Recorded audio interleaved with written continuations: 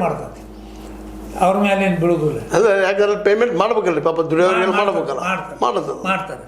ಆ ನಂತರ ಈ ಬಡ್ಡಿ ಮನ್ನಾ ಮಾಡಿದ್ರೆ ಆ ಬಡ್ಡಿ ತುಂಬತತಿ ರಾಜ್ಯ ಸರ್ಕಾರ. ಸಾಲ ಮನ್ನಾ ಮಾಡಿದ್ರೆ ಸಾಲ ಮನ್ನಾ ದುಡ್ಡು ಕೊಡ್ತತಿ. ಅಂದಾಗಿ DCC ಬ್ಯಾಂಕ್ ರೈತರಿಗೆ ಸಾಲ ಕೊಟ್ಟರೆ ಲಾಸ್ ಹಂಗೆ ಆಕ್ಕತಿ ಅನ್ನೋದೊಂದು ದೊಡ್ಡ ನಿಗೂಢ ಪ್ರಶ್ನೆ ಇದೆ. ಹೌದು, ಯಾವ ಇದನ್ನು ಉದ್ದೇಶ ಇಟ್ಕೊಂಡು ಇವರು ಮಾತಾಡಿದ್ರು ಏನೂ ತಿಳಿಯೋದು ನಮ್ಗೆ. ಮತ್ತು ಅದರ ಮೂಲ ಉದ್ದೇಶ ರೈತರು ಉದ್ಧಾರ ಮಾಡೋದು. ಹೌದು, ಅದನ್ನು ಬಿಟ್ಟುಕೊಟ್ಟ ಈಗ ಇವರು ಜೊಲ್ಲೆ ಅವ್ರು ಹೇಳ್ತಾರಂದ್ರೆ ಬಹುತೇಕ ಜೊಲ್ಲೆ ಅವರು ವ್ಯಾಪಾರಿ ಮನೋಭಾವನೆಯಿಂದ ಬಂದು ಇಲ್ಲಿ ಅಧ್ಯಕ್ಷರಾಗ್ಯಾರೇನೋ ಅಂತ ನಮಗೆ ಅನ್ಸಾಗತ್ತೈತಿ. ಸಹಜವಾಗಿ ಈಗ ಬೀರೇಶ್ವರ ಬ್ಯಾಂಕ್ ಮಾಡಿದಾರೆ, ವಾಣಿಜ್ಯ ಕೊಡೋದು ಅದ್ರ ದೃಷ್ಟಿಗಳು ಇರ್ಬೋದು, ಇಲ್ಲ ಅಂತ ಹೇಳಿ ಅವರ ತಮ್ಮದೇನೆ ಒಂದು ಬೀರೇಶ್ವರ ಬ್ಯಾಂಕ್ ಐತಲ್ಲ, ಅಲ್ಲಿ ಏನಾರು ಮಾಡ್ಕೊಳ್ಳಿ. ಇದು ಜಿಲ್ಲಾ ಮಧ್ಯವರ್ತಿ ಬ್ಯಾಂಕ್, ರೈತರ ಬ್ಯಾಂಕ್. ಇದು ಮುರುಗೋಡ ಸ್ಥಾಪನೆ ಮಾಡಿದಂಥ ಬ್ಯಾಂಕ್, ರೈತರು ಉದ್ಧಾರ ಆಗಲಿ ಅಂತ ಹೇಳಿ. ಮತ್ತು ಇಲ್ಲಿ ಬಂದು ಇಲ್ಲಿಯೂ ಅವರು ವ್ಯಾಪಾರಿ ಮನೋಭಾವನೆ ಇಟ್ಕೊಂಡ್ರೆ ಇಲ್ಲಿ ಹೆಂಗೆ ನಡಿತೈತಿ? ಆ ನಂತರ ನಾವು ಮನೆ ನಿಮ್ಮ ಎಪಿಸೋಡ್ದೊಳಗೆ ಒಂದು ಮಾಹಿತಿ ಕೊಡ್ರಂತ ಕೇಳಿದ್ನಿ, ಈವರೆಗೂ ಯಾರೂ ಕೊಡಲಿಲ್ಲ ಅದನ್ನು. ಹೌದು, ಏನು ಕೇಳಿದ್ನಿ, ನೀವು ರೈತರಿಗೆ 2 ಸಾಲ ಕೊಟ್ಟಿರಿ, ವಾಣಿಜ್ಯೋದ್ಯಮ ಉದ್ದೇಶಗಳಿಗಾಗಿ 2 ಸಾಲ ಕೊಟ್ಟಿರಿ, ಪ್ರೈವೇಟ್ ಖಾಸಗಿ ವ್ಯಕ್ತಿಗಳಿಗೆ 2 ಸಾಲ ಕೊಟ್ಟಿರಿ. ಯಾವ್ಯಾವ ಎಟ್ಟೆಟ್ಟು ಕಟ್ಟಬಾಕಿದಾವೆ ತೋರಿಸ್ರಪ್ಪ. ರೈತರಿಗೆ ಕಟ್ಟಬಾಕಿ ಸಾಲ ಕಟ್ಟಬಾಕಿದ್ರೆ ಲಾಸ್ ಬರ್ತದೆ ನಿಮ್ಗೆ, ಒಪ್ಪನ್ನ ಅದನ್ನು ತೋರಿಸಿಲ್ಲ ಅದನ್ನು. ರೈತರಿಂದ ಬರ್ತಕ್ಕಂಥ ಬಾಕಿ ಇಷ್ಟು ಸಾಲ ಇಷ್ಟು ಕೋಟಿ ಐತಪ್ಪ, ಅದರಿಂದ ನಮ್ಮ ಲಾಸ್ ಹಾಕೋದು ತೋರಿಸ್ರಿ.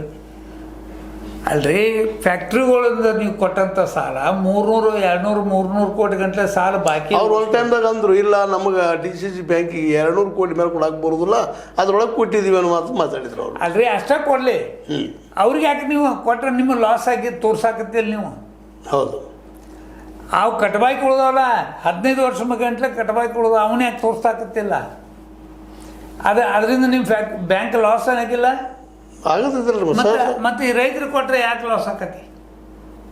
ಕೇಳುವಂಥ ಪ್ರಶ್ನೆ. ಹೌದು, ಪ್ರತಿಯೊಬ್ಬರು ರೈತರ ಈ ಪ್ರಶ್ನೆಯನ್ನು ನಮ್ಮ ಜಿಲ್ಲಾ ಮಧ್ಯವರ್ತಿ ಬ್ಯಾಂಕಿನ ಅಧ್ಯಕ್ಷರನ್ನ ಗಟ್ಟಿಯಾಗಿ ಕೇಳಬೇಕಿದ್ರು. ರೈತರಿಗೆ ಸಾಲ ಕೊಟ್ಟರೆ ಯಾಕೆ ಲಾಸ್ ಆಕತಿಪ್ಪ? ಇವತ್ತೇನೋ ಹೇಳಿದ್ರು ಅವ್ರು, ಕ್ಷಮಾ ಕೇಳ್ತೀನಿ, ರೈತರ ಮನಸ್ಸಿನ ನೋವಾಗಿದ್ರು ಅಂತೇಳಿ ರಾಮದುರ್ಗದೊಳಗೆ ಎಲ್ಲೋ ನೋಡಿದ್ನೆ ಒಂದು ಇದ್ರೊಳಗೆ. ಆ ಕ್ಷಮಾ ಕೇಳುವಂಥ ಪ್ರಶ್ನೆನೇ ಇಲ್ಲಲ್ಲ. ಆ ಕ್ಷಮಾ ಕೇಳ್ತಾನೆ ಅನ್ನೋದೇನು ಅಂದ್ರೆ ಒಂದು ನಮ್ಮ ರೈತರ ಬೇಡಿಕೆ ಹಂಗೆ 1 ಲಕ್ಷ ರೂಪಾಯಿ ಕೊಡ್ಬೇಕಾಯ್ತು, ಕೊಟ್ಟು ಬಿಡ್ರಿ. ಒಂದು ಎಕರೆ ಕಬ್ಬಿಗೆ 1 ಲಕ್ಷ ರೂಪಾಯಿ ಕೊಡ್ಬೇಕಂತ ನಮ್ಮ ಬೇಡಿಕೆ ಐತಿ, ಅದನ್ನು ಕೊಡ್ರಿ. ಇಲ್ಲ, ಅವ್ರು ಹೇಳೋದು ನಮ್ಗೆ 40,000 ಅಷ್ಟೇ ಕೊಡುವಂಥ. ಅದನ್ನ ನಾ ಏನು ಹೇಳಕತ್ತೇನೆ ರೀ, ಇಲ್ಲಿ SLTC state level technical committee ಮೀಟಿಂಗ್ನೊಳಗೆ ನಮ್ಮ ಬೆಳಗಾವಿ ಜಿಲ್ಲೆಗೆ 81,900 ರೂಪಾಯಿ ಕೊಡ್ಬೇಕಂತೈತಿ ಕಬ್ಬಿಗೆ. 1 ಎಕರೆಗೆ 40,000 ಎಲ್ಲೈತಿ? ಟೆಕ್ನಿಕಲ್ ಕಮಿಟಿ ಅಂದ್ರೆ ನೀವು apex bank technical committee follow ಮಾಡ್ತಿರೋ ಅಥವಾ ನಿಮ್ಮದಾದಂಥ ಒಂದು ಹೊಸದು ಏನಾರೇ ನೀವು ಟೆಕ್ನಿಕಲ್ ಕಮಿಟಿ ಫಾರ್ಮೇಷನ್ ಮಾಡಿ ಅದು ರಿಪೋರ್ಟ್ ತೊಗೊಳಕತ್ತೀರೋ? ಅದು ಕ್ಲಿಯರ್ ಇಲ್ಲ ಅಲ್ರಿ.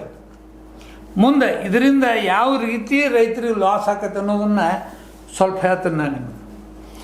ಈಗ 1 ಎಕರೆ ಕಬ್ಬಿಗೆ ಇವ್ರು 40,000 ಕೊಡ್ತಾರೆ, 0% ಇಂಟ್ರೆಸ್ಟ್ ಅಂದ್ರೆ ಬಡ್ಡಿ ಸಾಲ, ಶೂನ್ಯ ಬಡ್ಡಿ ಸಾಲ. ಇನ್ನು ಎಷ್ಟು ಕೊಡ್ಬೇಕಂತೈತಿ? 81,000 ಕೊಡ್ಬೇಕಂತೈತಿ. ಈ 81,000 ಬದಲಾಗಿ ಇವ್ರು 40,000 ಕೊಡ್ತಾರಂದ್ರೆ 41,000 ರೂಪಾಯಿ ರೈತಗೆ ಶೂನ್ಯ ಬಡ್ಡಿ ದರ ಸಾಲ ವಂಚನೆ ಆದವ ರೈತ. 41,000 ವಂಚನೆ ಆದ. ಒಬ್ಬ ರೈತ ಸುಮಾರು 10 ಎಕರೆ ಸಾಲ ಜಮೀನು ಹೊಂದಿದ್ರೆ ಅವ್ನು 4 ಲಕ್ಷ ರೂಪಾಯಿ ವಂಚನೆ ಆತಿಲ್ಲಿ. ಹೌದು,